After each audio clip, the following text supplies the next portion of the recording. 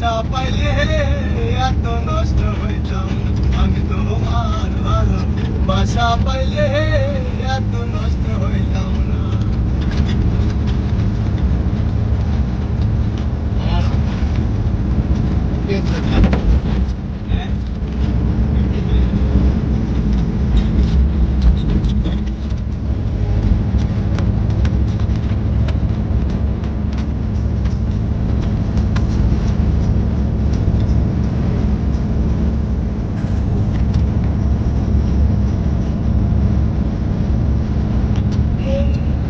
সুখে থাকো এই প্রার্থনা করি আমি কি তোমারে বন্ধু